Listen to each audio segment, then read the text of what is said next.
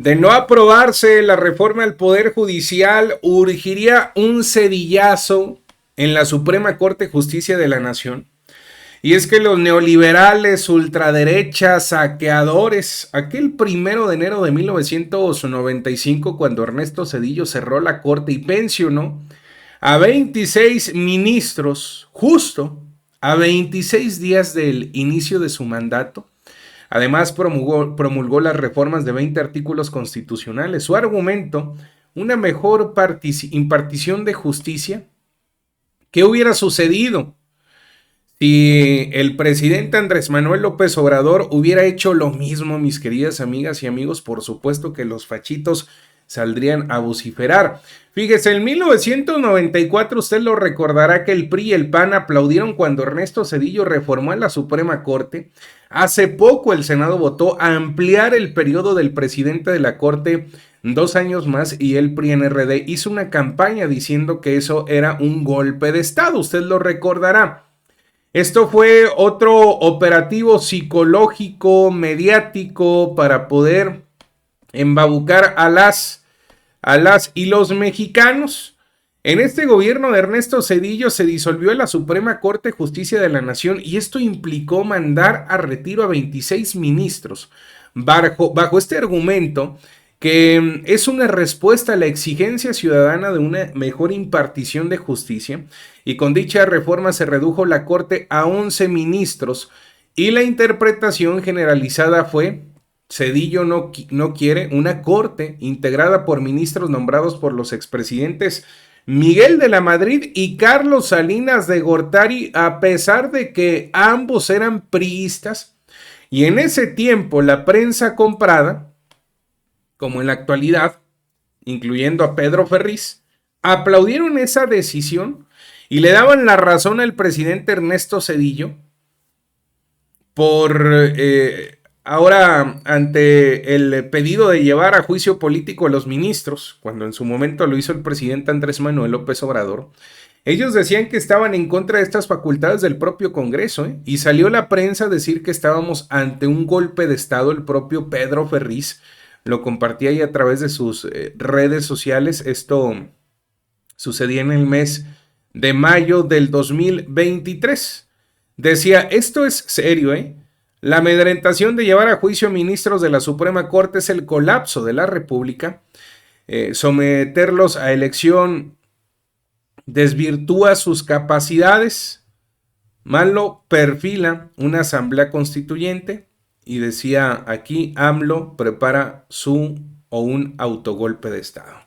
¿Qué opina usted al respecto, mis queridas amigas y amigos? Váyame escribiendo a través de la cajita de las opiniones, que con muchísimo gusto voy a estar leyéndolos. Y ojo, destapan esta cloaca, destapan negociazo dentro del Poder Judicial de la Federación, ya que hay papás, tíos y hasta suegra de jueces y magistrados, Hay un estudio que arroja que puede haber hasta 65 miembros de una misma familia trabajando en el Poder Judicial. ¿Qué opina usted al respecto? Escríbame a través de la cajita de los comentarios. Con muchísimo gusto voy a estar leyéndolos, queridas amigas y amigos. No olvide dejarme su poderosísimo like.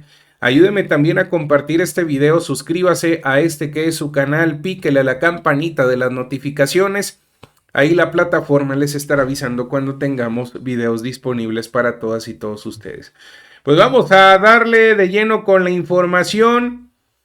La derecha y estos medios intentan asustar a la población con la falacia de que se pretende controlar desde el gobierno el Poder Judicial. Sin embargo, nunca, absolutamente nunca dijeron nada cuando Ernesto Zedillo desapareció a estos 26 ministros de la Corte. Son unos farsantes y por eso urge esta reforma al Poder Judicial. Ernesto Zedillo Ponce de León, en 52 días, sacó la reforma al Poder Judicial, desapareciendo 26 ministros de la Corte que había, todos, los jubiló a todos. Él tomó protesta el 1 de diciembre del 94 y el 5 había una crisis económica brutal. Creo que ya, por la tontería de Serrapuche, creo que fue secretario de Hacienda primero, la devaluación y la cartera vencida y todo el quiebre económico que generó el movimiento del Barzón. El 5 de diciembre diciembre presentó la iniciativa y el 26 de enero ya estaba el Senado decidiendo los 11 nuevos ministros de la Corte. Cambió 20 artículos constitucionales y el 1 de febrero del 95 tomaron protesta los nuevos ministros de la Corte. Fíjense, el 14 de julio en campaña habló de un decálogo de la reforma del Poder Judicial, no dijo voy a cambiar el Poder Judicial, no es un decálogo y punto. Y nosotros, el compañero presidente primero con su iniciativa de reforma del Poder Judicial y luego Claudia Sheinbaum Pardo, virtual compañera presidente, en su recorrido por todo el país insistió en la reforma del Poder Judicial. Hasta le preguntó a la gente quién decide el que decida los ministros de la Corte, el pueblo o el Senado. El pueblo. Aprobado. Bueno, ahí está. Sabemos que más del 80% de la población decimos que sí urge esta reforma al Poder Judicial. Pregunta para todas y todos ustedes, ¿a poco no les hubiera gustado que en el sexenio de Zedillo se le haya consultado al pueblo como ahora se le ha consultado, como ahora se levantaron estas encuestas, como ahora hay estos diálogos, estos foros, entre otras cosas? Bueno, el expresidente Zedillo tiene su historial en asestar un golpe a la Suprema Corte de Justicia de la Nación. En ese momento obligó a cerrar actividades por un mes. Separó del cargo a todos los ministros y lo redujo de 26 a 11, lo que fue considerado por integrantes del sistema judicial como un golpe de Estado a la Corte. Y en medio de una crisis económica, como lo dice Noroña, ocasionada por el llamado error de diciembre, Zedillo impulsó su primera reforma constitucional en el Congreso de la Unión mediante una reestructuración de la Suprema Corte. ¿En qué consistió esa reforma de Zedillo a la Suprema Corte de Justicia de la Nación? La creación del Consejo de la Judicatura, el recorte de 26 a 11 el número de ministros, límite en el cargo de 15 años, antes era vitalicio, me parece, entrega de un haber por retiro, jubilación inmediata de los 26 ministros en funciones, incorporación de nuevos recursos. Ahí se hablaba de una controversia constitucional y acciones de inconstitucionalidad.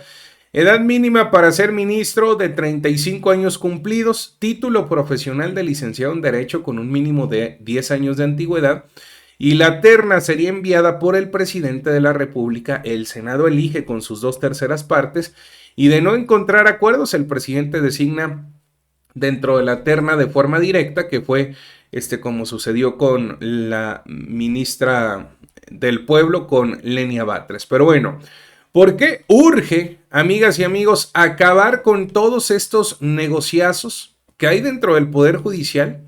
Porque contratan solo a los familiares de los jueces, magistrados y ministros. ¿Están de acuerdo ustedes en que urge esta reforma al Poder Judicial? Hay un estudio donde se habla que hay 65 miembros de una sola familia, apoyada en los estudios ambos publicados por el Consejo de la Judicatura Federal. La ministra Lenia Batres preguntó si el Poder Judicial de la Federación de estos cargos se consiguieron por un mérito o por nepotismo.